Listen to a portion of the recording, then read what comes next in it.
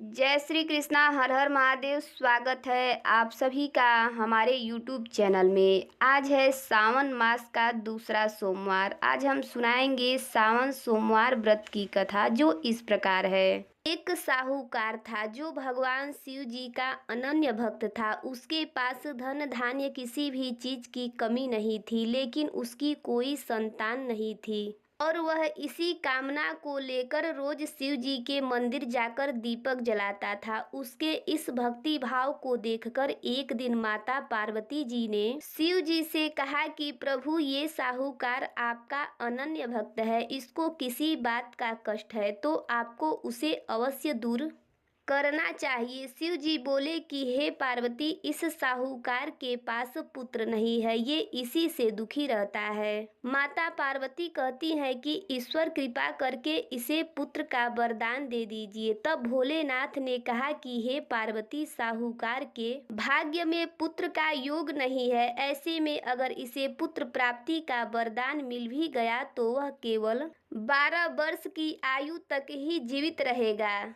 ये सुनने के बाद भी माता पार्वती ने कहा कि हे प्रभु, आपको इस साहूकार को पुत्र का वर देना ही होगा, अन्यथा भक्त क्यों आपकी सेवा पूजा करेंगे। माता के बार बार कहने से भोलेनाथ ने साहूकार को पुत्र का वरदान दिया, लेकिन ये भी कहा कि वे केवल 12 वर्ष तक ही जीवित रहेगा। साहूकार ये सारी बातें सुन रहा था, इसीलिए उसे न तो खुशी हुई और ना ही दुख। वह पहले की ही तरह भोलेनाथ की पूजा अर्चना करता रहा। उधर सेठानी गर्भवती हुई और 9वें महीने में उसे सुंदर से बालक की प्राप्ति हुई। परिवार में खूब हर्षो उल्लास मनाया गया, लेकिन साहूकार पहले की ही तरह रहा और उसने 12 वर्ष की आयु का जिक्र किसी से भी नहीं किया। जब बालक 11 वर्ष की आयु का हो गया तो एक दिन साहूकार से सेठानी ने बालक के विवाह के लिए कहा, तो साहूकार ने कहा कि वह अभी बालक को पढ़ने के लिए काशी जी भेजेंगे। इसके बाद उसने बालक के मामा को बुलाया और कहा कि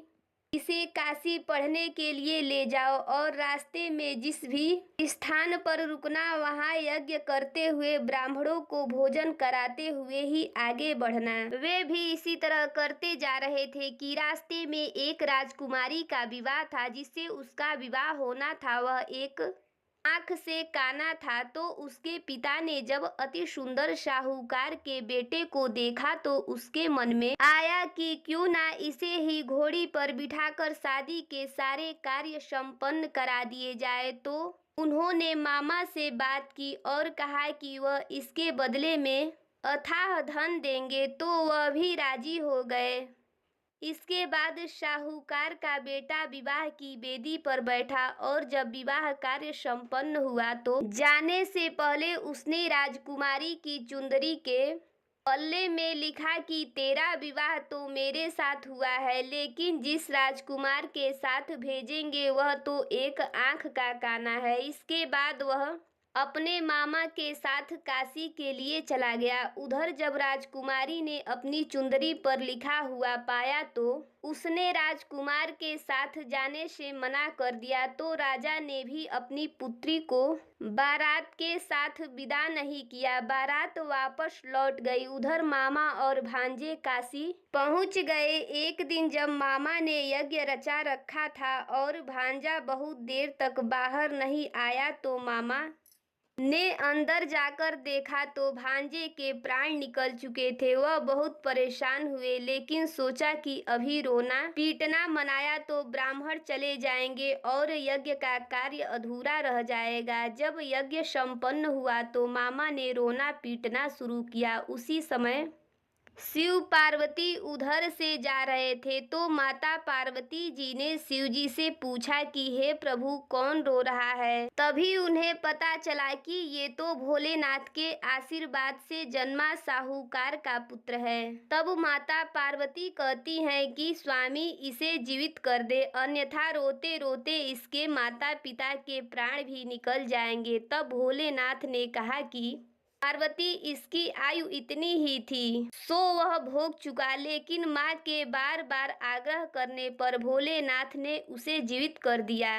लड़का ओम नमः शिवाय का जाप करते हुए जी उठा और मामा भांजे दोनों ने ईश्वर को धन्यवाद दिया और अपनी नगरी की ओर लौटे।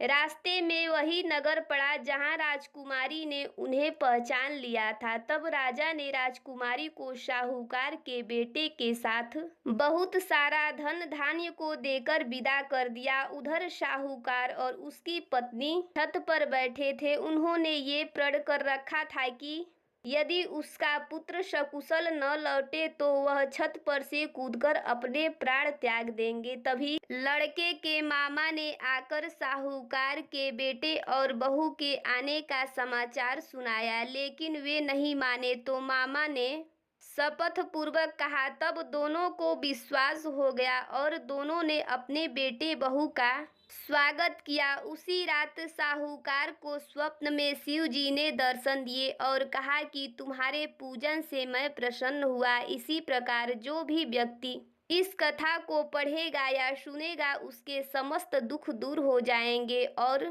मनोवांछित सभी कामनाओं की प्राप्ति होगी। तो बोलिए शंकर भगवान की जय।